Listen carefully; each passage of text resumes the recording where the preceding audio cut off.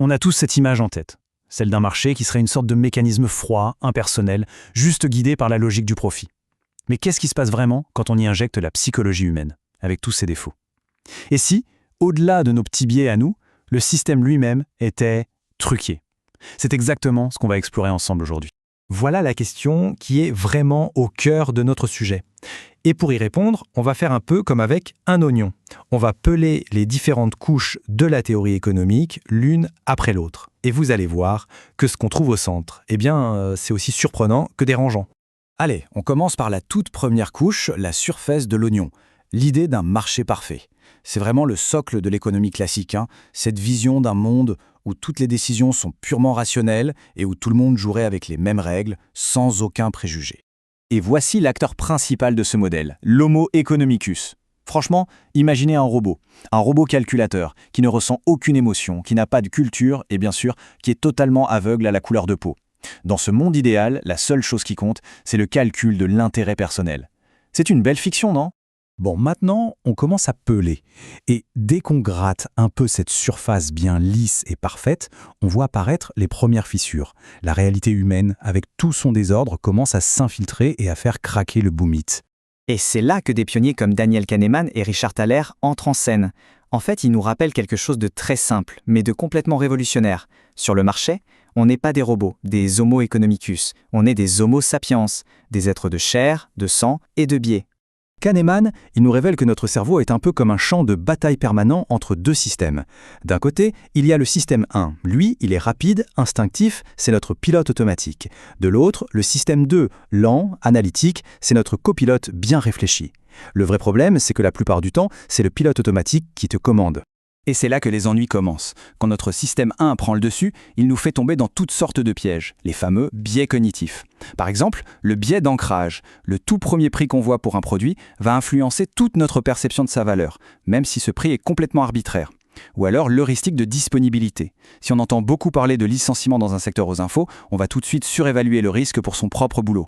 Et puis il y a le biais du statu quo, celui qui nous pousse à rester chez le même fournisseur d'énergie pendant des années, même s'il est plus cher, juste par habitude. Bref. On est tout, sauf rationnel. Du coup, la conclusion de cette première analyse, elle semble assez simple. Le marché est imparfait parce que nous, les humains, nous sommes imparfaits. Les inégalités, les injustices, tout ça ne serait finalement que le reflet de nos propres défauts psychologiques. C'est une explication qui se tient, mais est-ce que c'est vraiment suffisant? Parce que, et si le problème n'était pas seulement dans nos têtes, mais dans les règles du jeu elles-mêmes?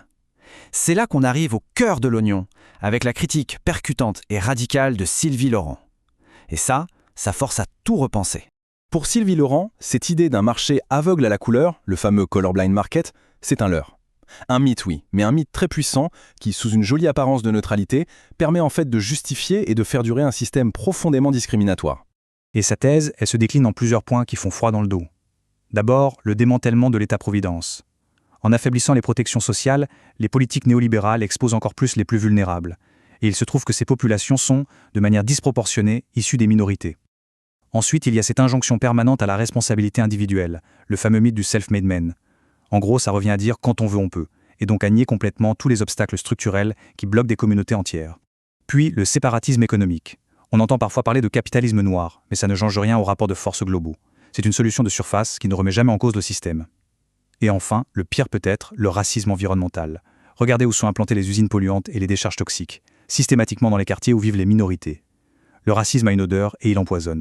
Cette citation de Sylvie Laurent, elle frappe vraiment au cœur du problème.